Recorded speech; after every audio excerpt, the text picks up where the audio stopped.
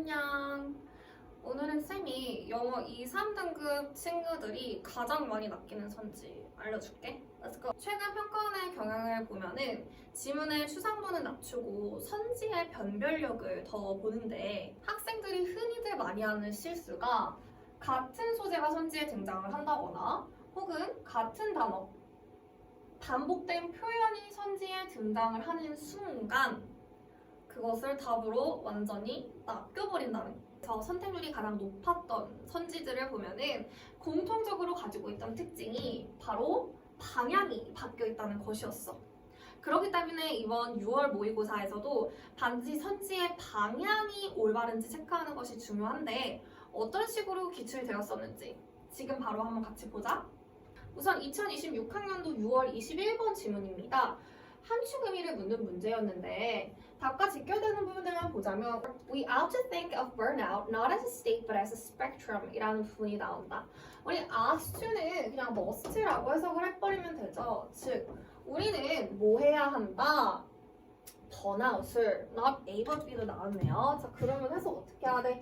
A가 아니라 B로 봐야 한다 라고 얘기를 하고 있는 부분인데 그러면은 상태가 아니라 스펙트럼으로 봐야 된다 라고 얘기를 하고 있네. 여기 문장에서도 보시면 반복적으로 나옵니다. Thinking about burnout as a spectrum solve this problem. 자, 우리 번아웃을 뭐로써 보는 것? 스펙트럼으로서 보는 것이 이러한 문제를 해결하더라 라고 하면서 계속해서 강조하고 있는 것은 번아웃을 스펙트럼으로 바라보아야 한다라는 이야기를 반복적으로 하고 있지. 즉, 상태가 아닌 스펙트럼으로 바라봐야 한다. 근데 과연 이 번아웃을 스펙트럼으로 바라보라는 것이 무슨 의미일까? 완전히 번아웃인 상태 혹은 정상의 상태 이렇게 두 부류로 나눠지는 것이 아니라 예를 들어서 번아웃의 영역이 다양하다라고 얘기를 하는 거죠. 그래서 나는 공부에는 번아웃이 와버렸어. 그렇지만 운동은 여전히 열심히 할 수도 있는 거라고. 그래서 결국에는 번아웃을 스펙트럼으로 보라는 것이 이런 맥락이라는 것을 이해를 하시고 나면은 함축된 부분의 의미 쉽게 파악하실 수 있겠죠. 자, 보시면 Burnout hasn't had the last word 이라는 부분에 밑줄이 그어져 있어. 그러면 번아웃은 마지막 말을 다 하지 않았다. 즉, 번아웃이 됐다고 완전히 모든 영역이 죽어버리는 게 아니라 여전히 열정을 가지고 살아있는 여력이 남아있는 부분이 존재한다라는 의미잖아요. 그러면 이것을 머릿속에 가지고 있는 상태로 선지를 한번 살펴봅시다.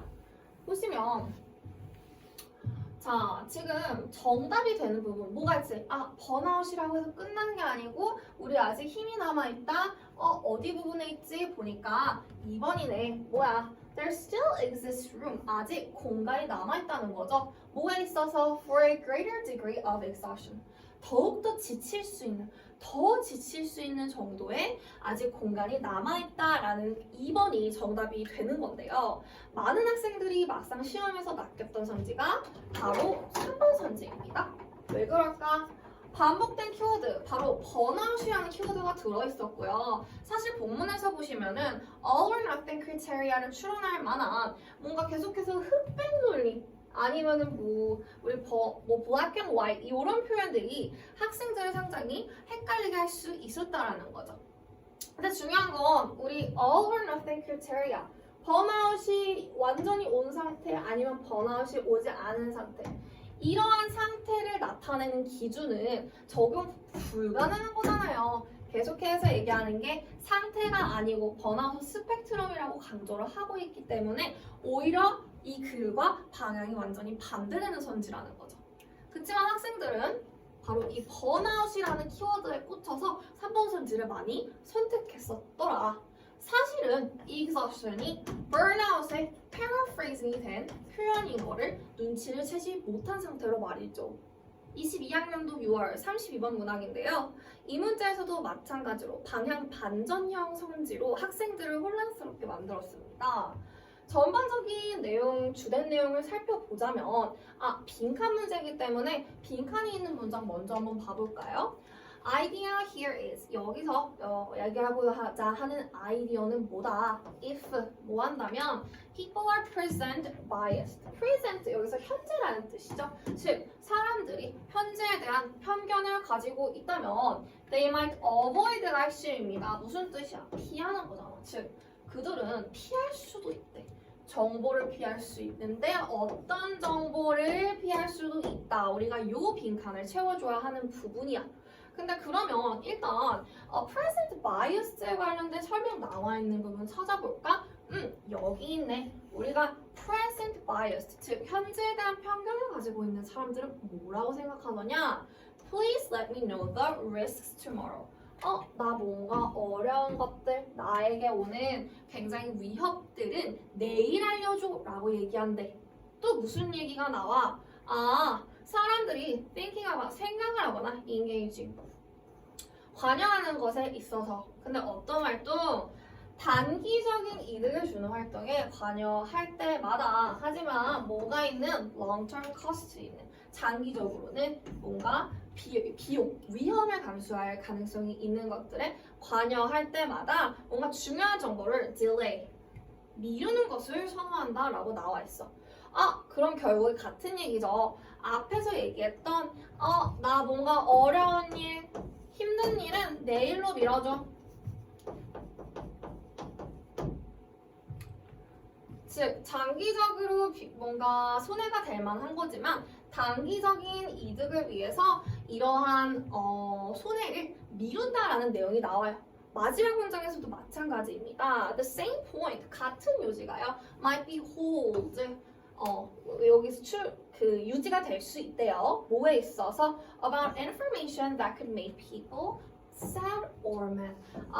그러면은 결국에 사람들을 슬프거나 화나게 할 수 있는 소식 뭐야? 앞에서 얘기한 risks, cost랑 계속 같은 맥락이라고 보시면 되시죠? 결국에 안 좋은 정보, 나에게 뭔가 기분을 나쁘게 하는 정보를 어떻게 한대요? Please tell me what I need to know tomorrow. 또 미룬다, 내일로 미룬다 라는 내용이 오고 있잖아요. 그러면 사람은 현재 편견을 가지고 있는, 즉 현재에 행복하기 위해서 슬픈 일, 뭔가 안 좋을 만한 일을 내일로 미루는 경향이 있구나. 그러면 이 맥락에서 선지 한번 같이 확인을 해봅시다. 우리 빈칸에 들어갈 부분이 그런데 무슨 내용이었죠? 그들은 정보를 피한대요. 자, 현재의 편견을 가지고 있는 그들은 정보를 피할지도 모른대요. 자, 근데 어떤 정보를 피한다라고 들어가야 되겠니? 당연히 현재 나를 불만족스럽게 할 만한 정보를 피하고 미룬다라는 표현이 들어가 줘야 되지 않겠어요? 자, 그러면은 여기에 해당하는 선지가 빈칸에 들어가 줘야 되는데 당장 불만족을 주는 어떤 선지가 있지? 바로 2번이 되겠다.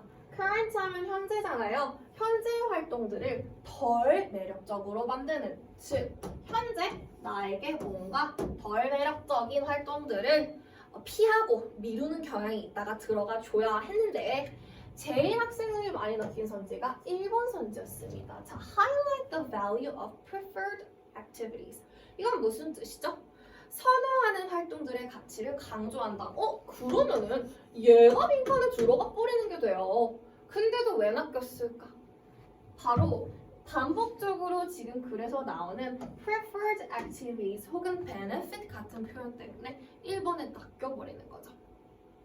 그렇지만 일반 선지도 자세히 보시면 방향 반전형 선지이기 때문에 절대 정답이 될 수 없다는 것을 확인할 수 있습니다. 2025학년도 수능 34번 문항입니다. 이 문항은 당시에 오답률 3위를 기록할 정도로 굉장히 많은 학생들에게 어려움을 주었던 칸트에 관련된 지문이었는데요. 이 지문에서 일단 반복적으로 얘기하고자 하는 부분이 뭔지 정답과 직결되는 부분부터 먼저 확인을 해보겠습니다. 키워드는 rule of law라고 잡으시면 될 것 같은데요. 칸트는요 굉장히 강력한 뭔가 주장하는 사람이었대. 혹은 옹호자였대. 뭐에 대해서? 법의 규칙에 대해서. 뭐로써? 궁극적인 보장으로서. 저는 not only A but also B 구문 나오고 있네요. 즉 A뿐만 아니라 B도 라고 해석을 해주시면 될 것 같은데요. security, 즉 보안과 peace, 평화뿐만 아니라 but also freedom, 자유에 있어서 이런 법을 굉장히 옹호하는 사람이었대. 그러면 우리 지금 일단 첫 문장만 읽어도 칸트가 법을 보는 뉘앙스가 긍정적입니까? 부정적입니까? 당연히 긍정적이죠. 그리고 이 뉘앙스가 사실은요, 글의 끝까지 이어집니다. 다음 문장도 한번 보실까요? 보시면 because 뭐 때문에 only such frameworks, 여기서 얘기하는 such frameworks는 legal frameworks, 즉 법적인 우리 틀을 얘기하고 있는 건데요. 그냥 법이라고 쉽게 해석을 해볼게요. 이러한 법적인 틀, 그러니까 법이 enable people to live in harmony, 사람들을 조화롭게 살게, 조화 속에서 살게 해주고요. to prosper, 번영하게 해주고 and to cooperate, 함께 작용할 수 있게, 함께 살아갈 수 있게 해주기 때문에 이러한 법이 굉장히 효율적이었구나. 계속해서 긍정적인 뉘앙스 나온다고요. 결국에 또 마지막 부분에는 어떤 이야기가 나오냐. But even a nation of devils, 우리 그러니까 사악한 인간들의 국가조차도 심지어 뭐 속에서 살 수 있느냐? Can live in harmony, 조화 속에서 살 수 있다라는 얘기가 나오네요. 어디 안에서? 법적인 체계 안에서. 근데 어떤 법적인 체계?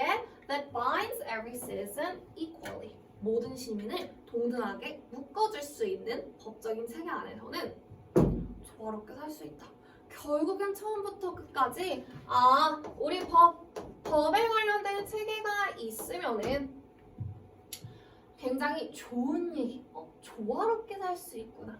법은 좋다. 하트 한번 좀 그려줄까요?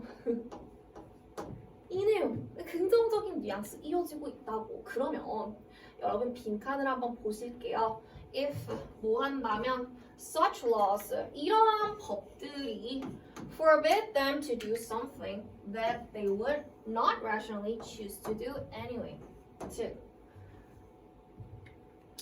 그들이 어차피 이성적으로 선택하지 않을 무언가를 금지하는 법이라면 그 법은 빈칸이 될 수 없다라고 되어 있어. 그러면 여러분 생각해보세요. 법이 빈칸이 아니래. 근데 우리 이 글에서 법 좋은 거야. 그러면은 빈칸에 좋은 뉘앙스 들어가야 돼? 안 좋은 뉘앙스 들어가야 돼?